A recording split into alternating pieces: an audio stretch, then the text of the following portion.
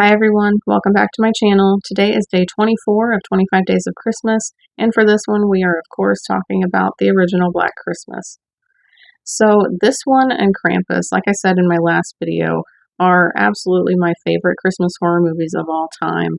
And honestly, it just depends on the day which one of these I feel is the better movie. And I did rewatch both of these in preparation for these reviews. Not necessarily that I needed to, just because I feel like I do know these ones like the back of my hand. They're easily the ones that I have rewatched the most. But they're both a joy for me to watch. And I can't get through a Christmas season without watching either of them. So I may as well watch them for these videos, I thought. And I did just have such a good time with both of them. I will say that Black Christmas is probably my favorite, like, comfort Christmas horror movie. This is the one that I watch if I just need something more comforting. And I know it's like a pretty dark movie, but it works for me in that regard. So in this one, we do have a group of sorority sisters who are spending Christmas together in the sorority house. Some of them had not really made any Christmas plans, and then other ones, their plans had gotten canceled, so they are just going to spend the time together. And we also have a couple different storylines going on beyond that. One of those is that there are girls in the town that are going missing and being attacked and killed. And then we've also got the obscene phone calls that the girls are getting randomly as well. So I think that there is just a level of unease here, really, before we even get into the main events of this film. And like I said, this one is a pretty dark one for a lot of reasons. As far as, the storyline with the girls in the town that are getting attacked and killed and stuff. I think specifically the scene with the search party is a really hard one to watch. I think that it's hard when you put yourself in the position of the parents, like the mom of the girl in that scene, as well as Claire's father, since they don't know where she is throughout the course of most of this film as well. I think that that's just a really unsettling thing to have to watch and stuff. And then also just the content of the obscene phone calls that they're getting. I had forgotten like how bad of stuff Billy says in those. It's just really disturbing stuff here. But I really like the different characters that we have here. I think that Jess is absolutely a final girl that we can root for. I think that she is complex and flawed, but I think she is all the better to watch because of all that stuff. And I really do like the other two that are kind of like the main girls besides her, Phil and Barb. I feel like Phil is more of the shy one out of the group and more quiet, and she's just kind of a little bit more nurturing, I think. And I think Jess is kind of like that in a regard as well. And then Barb is absolutely like the comic relief out of the girls. And she's got some really hilarious lines when it comes to her talking to Billy when he's doing some of those obscene phone calls early on in the film. And obviously, the funniest part with her would be when she is at the police station and she decides that she is going to prank one of the police officers who's just kind of a bumbling type of guy.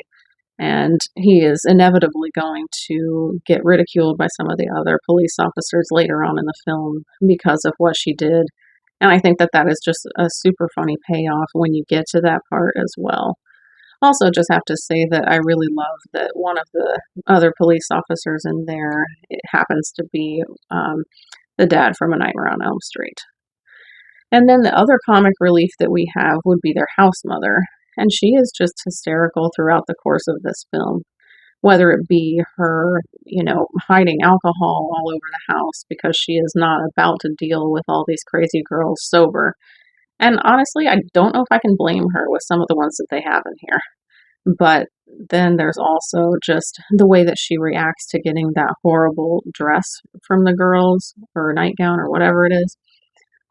That's really hilarious. And then all of her interactions with Claire's dad, I think, are really great as well. I think it's really funny when they go into Claire's room and she's kind of trying to cover up all of the things that would make it look like she's not just like a perfect little angel. That way the dad has a better view of his daughter at that point. Um, I think all of that is really funny. And then just, the things that she's saying when she's by herself, and then he kind of comes up on her when he's going to go take her uptown or wherever it is she had to go. All of that stuff is really good. And I think that just the comedy works very well here. And I think in a lot of newer horror movies that aren't necessarily directly like horror comedies, they do try to throw some comedy in there, and it's usually pretty hit or miss, and it feels kind of clunky in a lot of them. But it feels very well placed in here. It doesn't just feel out of left field or anything. It's just a lot of fun. And this one, I think, has some other interesting characters, like more side characters. I do kind of like some of the boyfriends of some of the different girls in here. I like Claire's boyfriend probably the most out of all of them. But Peter, I definitely do not like. I understand where he's coming from to an extent on, the decision that Jess is going to be making and stuff. But he's definitely throwing up some red flags here. And, he's definitely not the guy who is doing all the stuff to the different girls in the sorority. That's Billy, but he's making himself out to be a villain throughout a lot of this film. So I can't blame them for suspecting him. And I do really love the social issue aspect of this movie. I think that horror is just the best genre in general, but it is really a good one to use to talk about different social issues. Now, I don't like when it is like only message in a film, like Black Christmas 2019, but this one, it uses the message about what Jess is going through, and it does it really well. Obviously, she is pregnant and she is not intending to go through with that. And, that's where it comes in with the conflict with Peter and him being upset about all of that. But I just think that it is handled in a really, really good way here. That's obviously a very important issue of the time when this came out, and it continues to be an important issue to this day. So I think that it ages very well in that aspect. But this movie also just feels like a really great Christmas horror film because we've got the house that I think is just really gorgeous in itself, and I love the lights on it. I like all the different like Christmas sweaters and stuff. And I also just like that this movie does feel very cold. It feels like a good winter horror movie. Almost everyone is wearing thick coats and outerwear and stuff, and there's snow on the ground. So all of that really works for me. I also really love the more like choir type of music that we get, and we also get the carolers, which, side note, those kids were insanely good singers. I don't know where those kids came from, but my lord, those were like incredible voices for children to have. But all of that just really works for me, and it just feels like such a good Christmas horror film. I really love Billy as a villain. I like that we don't really get to ever see him really apart from his eye. And it just adds to it being a lot scarier that way, I think. He is deeply disturbed. You can tell that from all of the phone calls and just the things that he's constantly saying, whether they're on the phone calls or just after he's, taken someone out and stuff like that. He's definitely disturbed. I would like to know more about him, but we do kind of get that in Black Christmas 2006 a little bit. But with him not having much of a backstory here, it does just make it a little bit scarier, I think. And I also just really love the phone call aspect of this movie. I think that it is utilized so incredibly well here. That is something that we get in When a Stranger Calls as well. And in that movie, it is just in the beginning of it, unfortunately, because we've got the babysitter there that has the phone calls that are coming in, and she finds out that they are coming from inside the house. But then right after that beginning of the film, it just morphs into something else entirely. And it's just, that was the best part of it, and now it's over.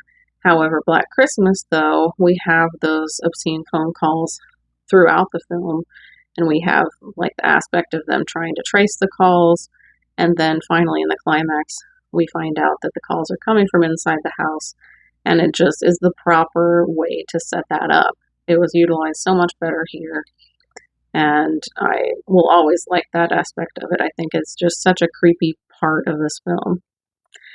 Also, the ending I think is really, really good, and definitely a dark end for a dark movie. I don't want to say too much, obviously, if you haven't watched this one, even though it's definitely an older movie.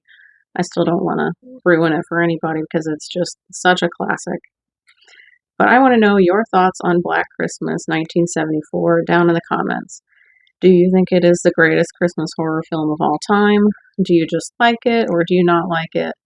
Do you enjoy one of the remakes more? If so, which one and why? Because I'd like to know all of that. And if you enjoyed this video, please leave a like on it. Consider subscribing if you haven't yet for more horror content. I do post 2 new videos each week. You can follow me on Instagram for updates on my channel as well as additional horror content. You can also follow me on Letterboxd to see what I have been watching lately and my brief thoughts on any of those films. I want to say thank you to everyone who has been supporting me so far. It means the world to me. My name is Devin. This is Carpenter Hill. Thanks for watching.